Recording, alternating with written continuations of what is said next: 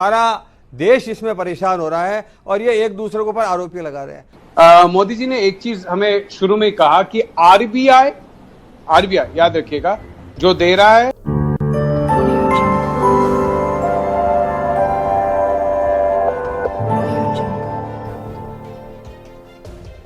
Knock knock, anyone home? जुमला ले लो, जुमला जुमला ले लो। अरे मैं वही बात कर रहा हूँ, याद है? सबके खाते में आएंगे 15-15 लाख रुपए। अरे वही स्विच बैंक वाला जो बीजेपी सरकार सत्ता में आने से पहले बोल रही थी। अरे जिसने 15 लाख करके लाने की बात कर रहे थे, और उन्हीं लोगों के जुमले अभी नए आए हुए हैं, 20 लाख करोड़ देने का वादा कर रहे हैं। आपको क्या लगता है? नहीं, आपको तो ग्रॉस पैकेज मिल गया होगा ना 20 लाख करोड़ का, बट आखिर में निकलेंगे कितने, बचेंगे कितना, आपके हाथ में आएंगे कितने? और हमारे मोदी जी देखो, आर्थिक पैकेज की जानकारी वित्त मंत्री देंगी। लॉकडाउन 4 के निर्णय 18 मई से पहले बताए जाएंगे। तो टीवी पर करने क्या आए थे साहब?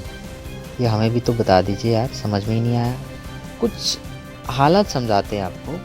2 बातें महान लोगों की जो आते हैं ना, हमारे मनमोहन सिंह जी, याद तो होगा उनका एक बात आज भी मुझे मतलब दिल पे खटकते हैं, और मोदी जी की बात के साथ उन्हें थोड़ा सा कंपेयर कर लेते हैं। काम इतने खामोशी से करो कि कामयाबी शोर मचा दे। और इन्हीं जगह पे अपना पीएम मोदी जी बोलेंगे, शोर इतना मचाओ कि काम ना करना पड़े। देख रहे हो डिफरेंस? और एक छोटा सा डिफरेंस दिखा देते हैं। हाँ, इससे पहले एक बात बोलना चाहेंगे। आईटी सेल वाले कुछ लोग अभी आ जाएंगे। अरे वही लोग जो 2 रुपये पर ट्वीट कर ले लेते हैं, नीचे कमेंट करने लग जाएंगे।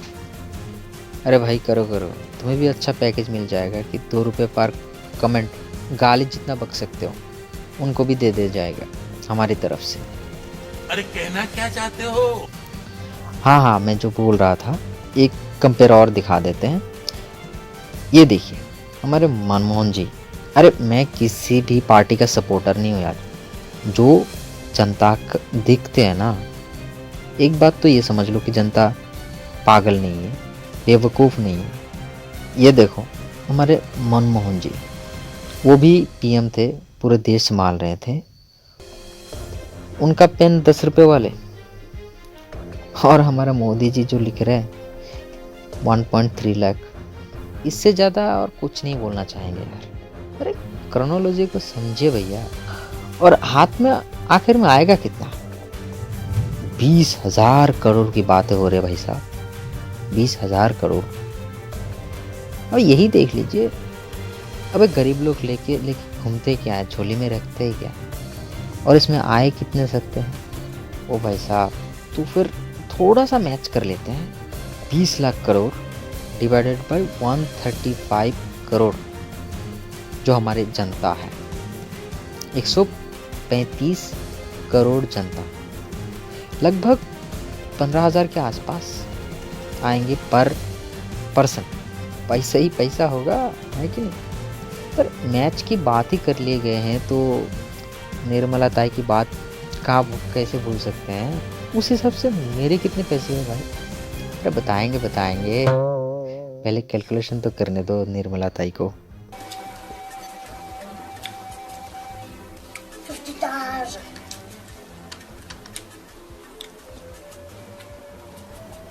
Loss. 100. तो ये सब जो शुरुआत हुए हैं, इनका जो असलियत में जो पैसे आएंगे हमारे हाथ में, वो एक्चुअली जुमले हैं यार।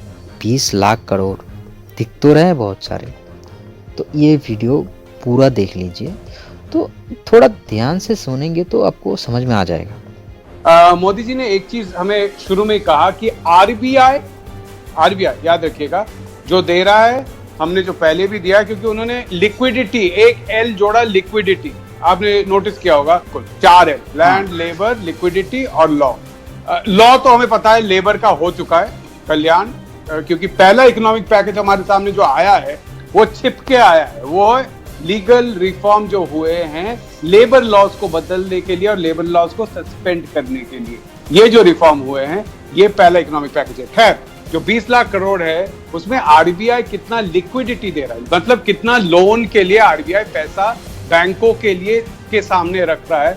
आरबीआई 8 लाख करोड़ दे चुका है, तो 8 लाख करोड़ आरबीआई ने लिक्विडिटी बढ़ा दिया है, लेकिन लोन लेने वाला है कोई नहीं। तो 20 में से 8 लाख तो आप पहले निकालिए। 1,70,000 का तो पहले अनाउंसमेंट हुआ था, उसमें से 70,000 रुपए वैसे की सरकार ने नहीं दिया। मेरे एक दोस्त है बचपन के, वो भारत के टॉप बैंकर्स में से, उनसे अभी थोड़ा सा बात किया, वो जाहिर है अपना नाम नहीं बताना चाहते। उन्होंने मुझे बताया कि एक प्लान जो वो सुनते आ रहे हैं और बैंकिंग सेक्टर में चल रहा है, वो है कि सरकार आरबीआई को कहेगी कि 5 लाख करोड़, याद रखिए 8 लाख करोड़ आरबीआई दे चुकी है, 5 लाख करोड़ का और लोन एमएसएमई यानी कि छोटे और लघु उद्योगों को दिया जाएगा, जिसका थोड़ा सा गवर्नमेंट गारंटी देगी। यानी 5 लाख करोड़ में से 2 से 3 लाख करोड़ सरकार देगी। अब आप देखिए, हमारे सीधा 5 लाख, 8 लाख, 13 लाख गए और पहले का 1,70,000 अनाउंस हो चुका है, जिसमें से 70,000 करोड़ पहले के हैं। तो अब बाकी रहे कितने, लगभग 6 लाख करोड़। अब मैं कह सकता हूं, जिस तरीके से पहले के 70,000 करोड़ को नया पैकेज के तौर पे दिखाया गया था, मैं कह सकता हूं बाकी जो 6,30,000 करोड़ हैं उसमें से कम 2 लाख करोड़ पहले का पैकेज नया दिखाया जाएगा। यानी कि एडिशनल एक्सपेंडिचर 4-4.5 लाख करोड़ से ज्यादा नहीं होगा, जो कि हमारे जीडीपी का 2 से 2.5% होगा। यही असली बात है। लगभग हमारे हाथ में आएंगे 4.5 लाख करोड़, मतलब 4 से 4.5 लाख करोड़ ही हाथ लगेंगे, वो भी पता नहीं कितने घोटाले के बाद हमारे पास आएंगे। रही बात ताई की, ताई थोड़ा बता दो। इत्तो सबको मिलेगा। अच्छा, ताई की एक खास बात बोलते हैं, ये मेरे शब्द नहीं है, ट्रोलर ने ट्रोल्स किए हैं ट्विटर पे, तो वही थोड़ा दिखा रहे हैं आपको। Nirmala Sitharaman is only the finance minister in the world who is sitting home and doing trolls in Twitter rather than bringing firms to fight economic crisis in India. Madam, it would be so grateful to the country if you kindly resign to your post and join BJP itself. Finance and economics is not your cup of tea. देखो, ये तो हम तो बोल नहीं रहे, trollers बोल रहे हैं। अरे विश्वास नहीं होते तो एक ट्वीट ही दिखा देते हैं। ये देखो ताई का tweet, A special economic package is being announced for an Atmanirbhar Bharat Abhiyan with nearly 10% of GDP, approx 0.3 lakh, getting committed MSMEs and the honest middle class help. तो आगे ताई ने खुद जाके उनका मतलब जो गलती है वो स्वीकार किया। मतलब जो ट्वीट कर रहे उसमें ध्यान भी नहीं है भाई साहब। इनको देखिए देश चलाया जा रहे, देश की फाइनेंस मिनिस्टर, क्या बोलो यार, देश के नागरिक होने के नाते इतना तो बोलना ही पड़ता है। देखते अब ताई के ऊपर ही है सब कुछ। Press conference by finance minister 13 तारीख को 4 बजे आएंगे, देखते हैं क्या समझाते हैं लोगों को। और आते हैं आखिर में, बाकी सब जनता पागल नहीं है, जनता बेवकूफ़ नहीं है, तो नीचे कमेंट करके बताइए यार। सारे के सारे मेरे ओपिनियंस ही है। तो थोड़े जो देश की इकोनॉमी बचा सकते वो है जनता और छोटे मोटे व्यापारी, आई मीन बिजनेसमैन। तो उनके लिए कुछ करने की बजाय जो किए जा रहे हैं, अब इन वीडियो में थोड़े बिजनेसमैनों की भी बात सुन लीजिए।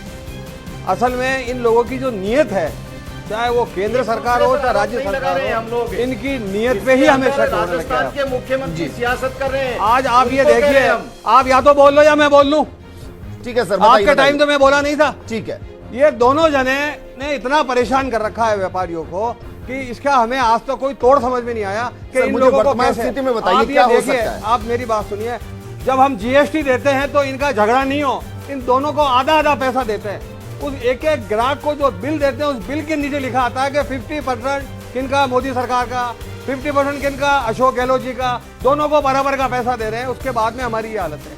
इन्होंने इतना परेशान किया हुआ है। आज की तारीख के अंदर हम दुकानदारों के लिए कह रहे हैं, ये कह रहे हैं कि हमारी जो है अर्थव्यवस्था खराब हो गई, ये हो गई, दुकानें खोल दो, ये खोल दो। हमने इनको यही कहा कि आप या तो ये कह दो कि दुकानदार तुम आत्महत्या कर लो, उसके लिए अगर है तो आप तैयार हो जाओ, नहीं तो आप ये तो कम से कम करो कि दुकानें खोलने से पहले हमारे को हमारे सुरक्षा के लिए कोई उपकरण तो दो। आप हमें समझाओ तो सही कि भाई आप दुकान के अंदर किसी कस्टमर को लोगे तो आपको जो है उसका टेम्परेचर के लिए हम आपको टेम्परेचर गन दे रहे हैं, हम आपको मास्क देंगे, आपको जो है ग्लव्स देंगे, पीपी किट होगी। आज के 10 दिन पहले जो हम कह रहे थे कि अगर आपने गैस सप्लायर वाले को पीपी किट नहीं दी तो वो संक्रमण फैलाएगा, 10 जगह जाके गैस लगाता है और उसकी मृत्यु निश्चित है। उसके अलावा हमने सब्जी वालों के लिए कहा, हमने किराने वालों के लिए कहा, लेकिन ये लोग सुनते ही नहीं है। और आपने अखबारों में देखा होगा पिछले 10 दिन में जो चीज़ें मैंने कही है वो सारी चीज़ें हुई है। दुकानदार मर जाता है, उसके मरने के बाद में ये 1 पैसा उसको मुआवजा नहीं देते हैं और ये और कहते हैं कि दुकानदार तू जब मरा था वो आखिरी बिल कौन सा काटा तूने, कि साहब ये 10,000 का बिल, इस आखिरी बिल के अंदर का 500 रुपया तुम केंद्र को दो और 500 रुपया तुम राज्य सरकार को दो और तुम्हारे घर वालों को बोलो कि डेड बॉडी उठा के ले जाए और शमशान में जला दें। आखिर में बस इतना ही कहना चाहूँगा कि आपके आसपास जितने भी गरीब बच्चे हैं, गरीब लोग हैं, उन्हें हेल्प करिए और बाकी मतलब पैनिक मत होइए, थोड़ा सब्र रखिए यार। सब्र का फल हमेशा मीठा होता है, मतलब सब्र से ही काम लेना पड़ेगा और कोई दूसरा ऑप्शन तो है नहीं हमारे पास। तो बस इसके लिए बस इतना ही। आगे भी इसी तरह की वीडियोस के लिए हमारे चैनल को सब्सक्राइब करके रखिए। मिलते हैं हम नेक्स्ट इसी करंट टॉपिक के ऊपर बात करते हुए। जय हिंद, वंदे मातरम।